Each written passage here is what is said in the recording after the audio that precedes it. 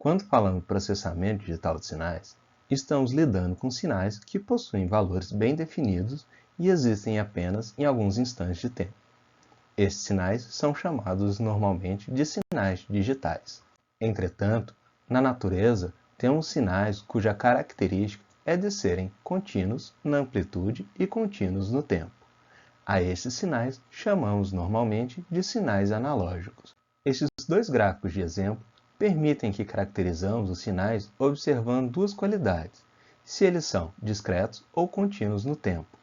Aqui fazemos isso ao observarmos o eixo horizontal. O termo discreto no tempo ou contínuo no tempo são termos fáceis de compreendermos.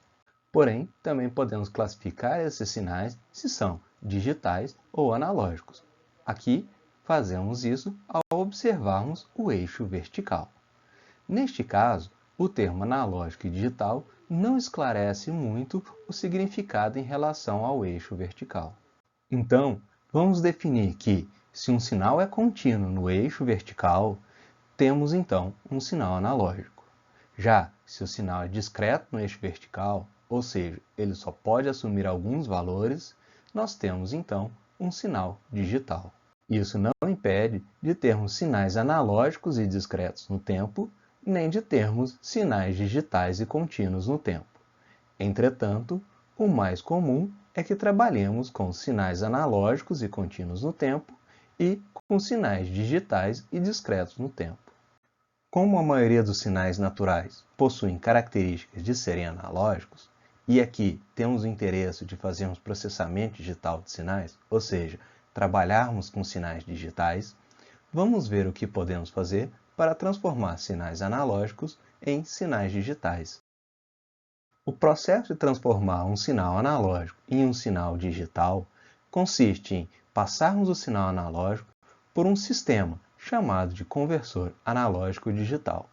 Vamos abrir esse sistema para ver como ele funciona.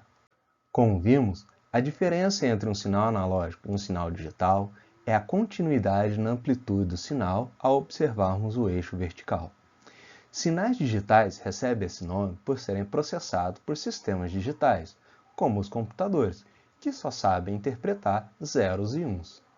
Como os sistemas digitais são limitados naquilo que eles podem representar, já que a diferença entre um valor e o outro depende da alteração de um único bit, isso nos impede de representarmos qualquer valor, mas sim alguns poucos valores possíveis quando mudamos o bit. Além dos sistemas digitais terem uma resolução finita, já que a menor variação de valor depende da variação de um bit, sistemas digitais também possuem memória finita, o que nos limita na quantidade de bits por valor e, dessa forma, também nos limita a quantidade de valores possíveis que podemos representar em um sistema digital. Dada essa característica dos sistemas digitais, é que podemos dizer então que sinais digitais são discretos na amplitude, ou seja, sinais digitais só podem assumir alguns valores do eixo vertical. Ok, vamos agora verificarmos como um conversor AD consegue converter um sinal analógico em um sinal digital. Como vimos, sinais digitais são feitos para sistemas digitais e a sua grandeza é armazenada em valores discretos para ocupar as memórias disponíveis no sistema digital. Em outras palavras, um conversor AD precisa encontrar qual é o valor digital que mais se aproxima do valor analógico. Este processo é chamado de quantização, ou seja, quanto de um valor digital se aproxima de um valor analógico. Existem três tipos de quantizadores básicos: o rampa, a aproximação sucessiva e o flash. Além desses, existem outras técnicas que são derivadas dessas três técnicas básicas. O quantizador do tipo rampa, como seu nome sugere, fica chutando valores digitais de forma crescente, o que nos dá a impressão dele estar criando uma rampa, até que ele consiga um valor digital que seja equivalente ao valor analógico. No quantizador por aproximações sucessivas, o processo segue da seguinte forma: o quantizador define um intervalo de valores, este intervalo de valor é dividido ao meio e o quantizador verifica se o valor analógico é maior ou menor do que o valor do meio do intervalo. O quantizador, então, fica com um subintervalo onde a amplitude do sinal analógico pode estar, e o processo vai se repetindo até atingir a quantidade de bits do quantizador. Por fim, temos o quantizador do tipo flash. Neste caso, o sinal analógico é dividido em níveis de tensões e esses níveis de tensões irão sensibilizar comparadores. A saída desses comparadores é então levada a um circuito digital decodificador, responsável por indicar qual que é a sequência de zeros e uns que teremos na saída do quantizador do tipo flash. Apesar do quantizador flash ser extremamente rápido, ele não é muito utilizado, pois o circuito necessário para o seu funcionamento acaba sendo muito grande e, com isso, ele só é utilizado em sistemas especializados e que demandam alta taxa de aquisição de dados. Conforme foi apresentado, os outros quantizadores levam tempo para concluir o processo de quantização. Mesmo o flash sendo extremamente rápido, os transistores do circuito apresentam um tempo de reação, e quanto maior a quantidade de bits, maior será o circuito e mais transistor ele terá. E dessa forma o tempo necessário para a codificação também vai aumentando. Ou seja, independente do processo de quantização, há sempre um tempo para se ocorrer essa quantização. Então, de um lado temos os quantizadores levando um tempo para suas operações, e do outro lado os sinais analógicos, que são, na sua maioria, contínuos no tempo, fazendo com que a amplitude do sinal varie durante o processo de quantização. Essa variação da amplitude no tempo pode prejudicar o funcionamento dos quantizadores.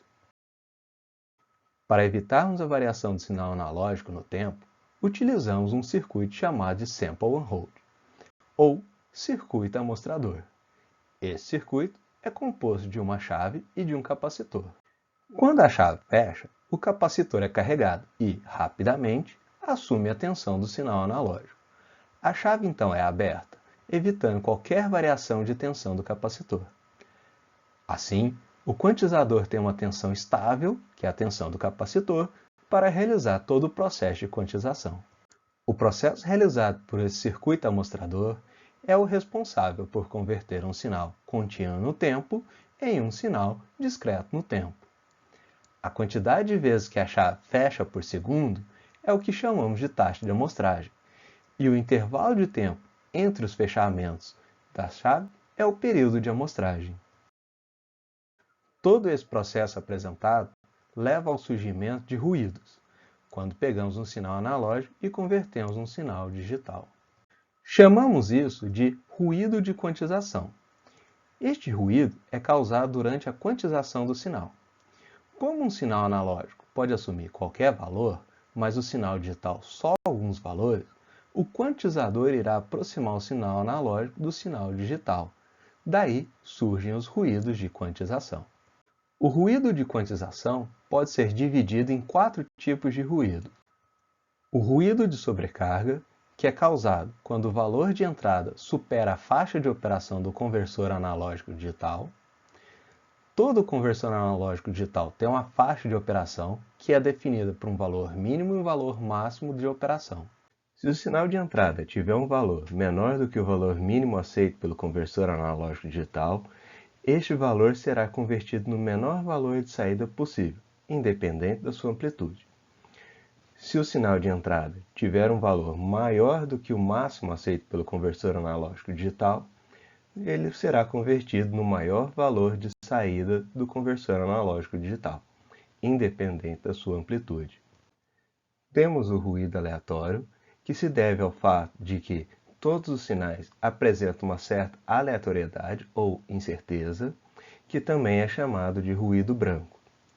Essa aleatoriedade pode, inclusive, estar no sinal de entrada e o seu efeito será quantizado como sendo parte do sinal de entrada. Temos o ruído granular, que surge na relação entre o sinal analógico e a distância entre os níveis de quantização.